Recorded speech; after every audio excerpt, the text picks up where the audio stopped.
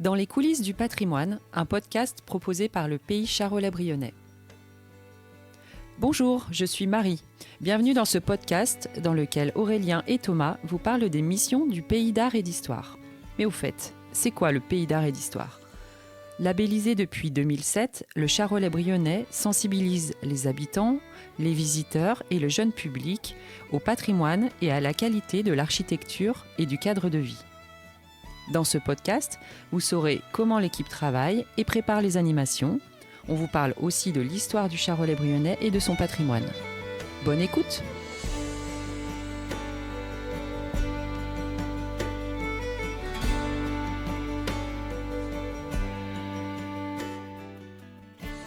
Ce troisième podcast, dans les coulisses du Pays d'Art et d'Histoire, concerne les méthodes de recherche. Le premier épisode était dédié au rendez-vous du Pays d'Art et d'Histoire. Et dans ce cadre, je sais que vous êtes obligé de faire des recherches historiques pour constituer le contenu de vos visites et de vos animations. Mais pourquoi vous êtes obligé de faire ces recherches ? Ces recherches, en fait, on les fait parce que pour la plupart du temps, on en a besoin. En fait, le problème, c'est qu'il y a peu de bibliographie sur le territoire. Enfin, je ne veux pas dire que personne n'a jamais écrit sur le Charolais-Brionnais. Loin de là, il y a notamment des travaux très importants qui sont menés depuis plusieurs années sur le patrimoine roman, l'architecture romane, à la fois par Nicolas Reveron et ses étudiants. Je pense aussi aux travaux menés également par le CEP.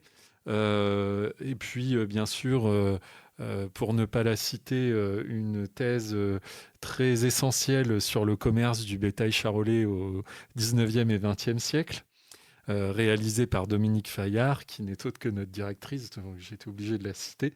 Mais en fait, voilà, il y a quand même souvent, quand on est amené à préparer un contenu sur des lieux spécifiques, une absence de bibliographie. Et donc, pour pouvoir constituer les contenus, on est obligé de partir à la recherche d'informations. Et donc, parfois, ça nous oblige à retourner vraiment à la source, c'est le cas de le dire, de retourner, de faire des recherches dans les archives. Voilà. Donc oui, effectivement, comme Aurélien le disait, on va avoir sur le territoire des sujets qui ont été, je dirais pas massivement, mais de manière plus détaillée. Il y a eu beaucoup de recherches dessus et une bibliographie suffisante pour préparer et créer des animations, des visites. On a d'autres thématiques pour lesquelles on est quasiment sur une absence complète, que ça soit de recherches déjà établies ou de livres déjà publiés. Et c'est malgré tout du patrimoine qui mérite qu'on s'y intéresse, qui mérite qu'on le présente à un public et qu'on le fasse connaître. Et pour ce faire, on est obligé de faire nos propres recherches et de développer une certaine méthode pour avoir un rendu de qualité, je dirais. Quand tu dis on est obligé, certes oui on est obligé, mais il faut quand même avouer que faire de la recherche c'est quelque chose de passionnant et que parfois on prend plaisir aussi à essayer à faire ces recherches et écrire l'histoire des lieux. Pour résumer, je dirais qu'on est très heureux d'y être obligé. Voilà, c'est vrai que ça fait partie vraiment de votre travail. Et, voilà. Sur quoi vous faites vos recherches exactement ? Tous les ans, les sujets varient. On a souvent des nouveaux sujets à travailler. Après, on ne va pas non plus exagérer. On n'a pas l'objectif d'écrire une thèse pour chaque visite guidée. Il s'agit essentiellement quand même d'avoir un contenu suffisamment fourni et organisé qui permette d'avoir un récit au fil de la visite. Donc voilà, l'ambition reste modeste. C'est pas de faire un mémoire de recherche. Mais parfois, on est amené sur certaines thématiques à aller un peu plus loin. Alors, on va illustrer nos propos avec 2 sujets qu'on travaille plus spécifiquement cette année. Moi, pour ce qui me concerne, je travaille le sujet de l'histoire de l'industrie textile dans le Brionnais, plus spécifiquement autour du secteur de Chauffailles et des quelques communes qui entourent cette petite ville du sud du Brionnais. Et Thomas, tu travailles sur... Je travaille donc sur les soldats des armées révolutionnaires et napoléoniennes sur le territoire du Charolais-Brionnais, donc pour essayer de comprendre qui ils étaient. Et en fait, ces recherches, on les fait quand même dans un but précis. Là, pour l'histoire de l'industrie textile, l'objectif final, c'est de pouvoir identifier, recenser le patrimoine qui témoigne encore de cette histoire industrielle à Chauffaille et dans les communes environnantes. Donc de l'identifier pour ensuite proposer des circuits de visite, des animations, très bien, des choses comme ça. Là, notamment à Chauffaille, un parcours de ville qui pourra être un parcours guidé, enfin accompagné d'un guide, mais aussi un parcours qui pourra être publié via une brochure du label Ville et Pays d'Art et d'Histoire et qui permettrait aux gens de se balader en ville librement à l'aide de ce parcours. Et puis, pourquoi pas, pour aller encore un peu plus loin, permettre la protection de certains éléments de ce patrimoine qu'on aura identifié, qu'on aura à nouveau révélé. Voilà, à la fois peut-être dans les documents d'urbanisme ou d'autres formes de protection potentielles. Et puis pour les soldats napoléoniens, je crois que l'objectif, c'est un apéro-conférence, c'est ça ? Oui, mon ambition est un petit peu moindre que celle d'Aurélien pour le textile de Chauffaille. Moi, il n'y a pas de traces matérielles dans les recherches que je fais, donc pas de bâtiment à préserver. Compliqué d'organiser une visite autour des soldats dont on connaîtra difficilement leur vie précise. Donc l'objectif principal, c'est la création d'une apéro-conférence qui aura lieu à la fin du mois d'août à la Maison Verneuil à Paray-le-Monial. Et après, pourquoi pas, sur certaines visites, peut-être que ça peut nous permettre d'avoir des informations sur cette période. Oui, effectivement, des recherches peuvent alimenter plusieurs contenus. Et quelles sont vos sources pour effectuer vos recherches ? Pour resituer, pour ceux qui ne sauraient pas, les sources, c'est les traces écrites d'époque qu'on a, donc des documents, des livres de comptes, des procès-verbaux de procès, ce genre de choses. Moi, pour les soldats napoléoniens, je travaille principalement, enfin pour l'instant, j'ai travaillé que sur ça, c'est sur des registres d'enrôlement.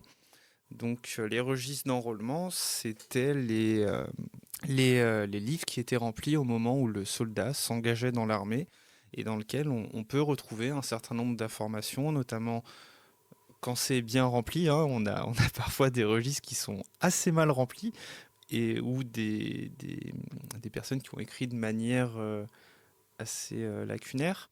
Donc on peut retrouver sa date de naissance, son lieu de naissance, le nom de ses parents, parfois son métier. Ça nous permet de connaître dans quel régiment il s'est engagé, comment s'est finie son aventure. Alors c'est pas le cas pour tous, mais normalement on a une dernière colonne dans ce registre qui nous permet de savoir ce que le soldat est devenu. Donc est-ce qu'il est mort ? Est-ce qu'il a déserté ? Est-ce qu'il a continué sa carrière dans l'armée et finalement on perd sa trace au sein même de l'armée ? Est-ce qu'il est rentré chez lui ? Est-ce qu'il a été blessé ?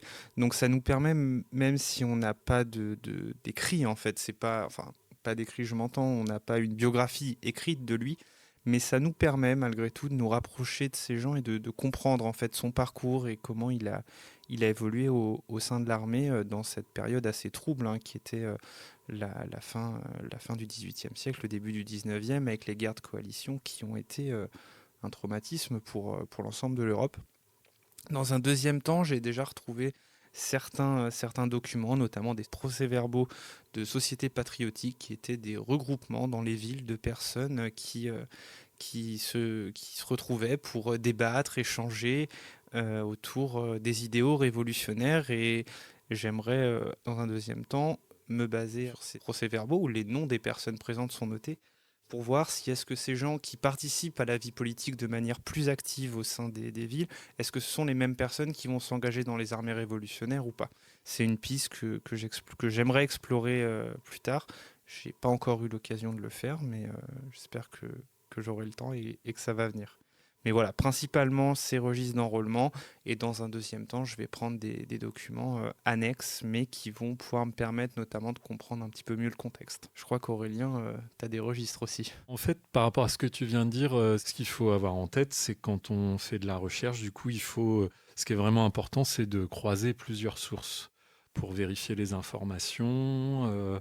Et puis, en fait, une seule source ne nous apporte pas la réponse à tout ce qu'on recherche. Oui, bien sûr. Parce que nous, aujourd'hui, on se pose un certain nombre de questions, mais les sources en face qui ont été faites à différentes époques, elles ont été faites selon les besoins qu'ils avaient à l'époque et pas selon les questions que nous, on se pose aujourd'hui sur eux. Donc, du coup, voilà, on est souvent obligé quand même de croiser différentes sources et parfois, malheureusement, on ne trouve pas forcément de réponse à toutes nos questions. Mais en tout cas, voilà, le croisement des sources est important. Bon, moi, j'avais pas de formation spécifique sur de la recherche. J'ai eu un bon professeur, j'en ai déjà parlé, c'est Dominique Fayard. Et donc, du coup, maintenant, voilà, je sais mieux appréhender quand même les sources et puis comment les utiliser. Alors, pour saisir l'ampleur du phénomène qu'a connu l'industrie textile à Chauffaille, du coup, je me base effectivement sur plusieurs sources. Notamment, alors par exemple, pour avoir une idée de la part de population qui travaillait dans cette activité textile, donc on va dire filature et tissage, il y a une source essentielle, c'est les recensements de population, conservés aux archives départementales et consultables en ligne sur le site internet des archives à partir de 1836. Donc, du coup, là, on a l'ensemble des individus pour chaque année de recensement qui vivaient dans telle ou telle commune qui sont recensés et en face, suivant la qualité de remplissage des registres, les professions qui sont indiquées. Voilà, donc ça permet déjà d'avoir une idée du phénomène démographique, on va dire, de cette activité textile. Ensuite, puisque l'objectif est d'identifier un patrimoine matériel, il y a une autre source que j'utilise pas mal dans ces travaux en cours, c'est le cadastre. Puisque donc, du coup, grâce au cadastre, donc Chauffaille, il est le premier cadastre. Peut-être spécifier quel cadastre, Aurélien. Oui, donc le cadastre, en fait, ce sont des registres qui répertorient l'ensemble des propriétés foncières d'une commune. Donc on a toutes les parcelles qui sont répertoriées avec en face la nature de la parcelle. Donc si c'est un jardin, une parcelle agricole, du bâti, voilà. Et puis en face, on a le nom du propriétaire. Donc voilà, à partir de ces éléments-là, on peut réussir, en croisant d'autres sources, à reconstituer l'histoire d'une parcelle ou d'un bâtiment. Ne serait-ce que par les registres du cadastre, déjà on a la succession des propriétaires à partir de la première année du cadastre. Donc là pour Chauffaille, on est dans les années 1820 et jusqu'au milieu du XXe siècle. Donc on a la succession des propriétaires, on a aussi l'évolution de la nature de la parcelle. Donc on peut constater que, par exemple, sur certaines parcelles, à telle date, on a un bâtiment qui est construit ou un bâtiment qui est agrandi, etc. Donc du coup, c'est une source quand même assez utile quand derrière, l'objectif, c'est aussi d'identifier un patrimoine bâti. Pour ça, il faut aussi croiser avec d'autres sources. Donc voilà, j'ai encore du travail. Je pense notamment à travailler à partir de documents d'archives notariés, puisque les actes des notaires, il y a des actes de vente, d'achat de bâtiments. Donc là, ça peut nous apporter aussi pas mal d'informations. Il y a les documents du tribunal du commerce aussi de Charolles, dont dépendait la ville de Chauffaille, avec les déclarations de création d'entreprise ou les faillites d'entreprise, qui amènent aussi des informations sur les sociétés de tissage ou de filature qui ont existé à Chauffaille au fil des siècles, avec parfois des indications d'adresses, des inventaires de bâtiments, etc. Donc voilà, il y a toutes ces sources qui doivent être étudiées et qui doivent être croisées pour réussir à reconstituer, on va dire, une histoire et identifier un patrimoine.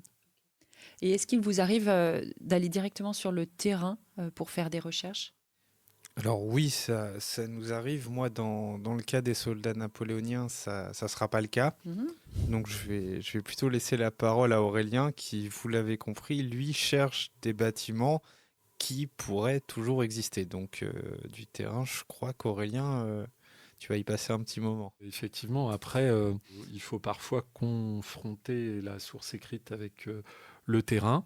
C'est ce que j'avais déjà fait aussi dans une précédente étude que j'avais menée en partenariat avec le service patrimoine et inventaire de la région Bourgogne-Franche-Comté sur l'architecture rurale. Donc effectivement, les sources écrites, elles nous indiquent certaines choses, mais ensuite, quand on est sur le terrain, eh bien, on peut, enfin, on va compléter, on va appréhender les choses différemment, et puis observer des choses que les sources écrites ne disent pas forcément. Donc, par exemple, à partir de ce que j'ai pu repérer de bâtiments qui ont pu exister à Chauffaille et qui étaient en lien avec l'industrie du tissage ou de la filature, je vais aller sur le terrain pour voir si, donc à partir du plan cadastral ancien et du repérage des bâtiments, aujourd'hui sur le terrain, on peut encore constater l'existence de ces bâtiments. Ou est-ce qu'il en reste une trace, etc. Donc le travail de terrain est vraiment un travail très complémentaire et indispensable quand on a voilà, cet objectif au bout de la recherche, quoi. D'accord. Et est-ce que l'un ou l'autre, vous auriez des anecdotes à nous raconter sur vos recherches sur le terrain? Alors moi, ça sera pas sur le terrain, mais oui, j'ai quelques petites anecdotes qui m'ont marqué avec mes soldats. Donc plutôt là sur des écrits, hein, du coup. Oui, On est sur sur plutôt, les- plutôt des écrits.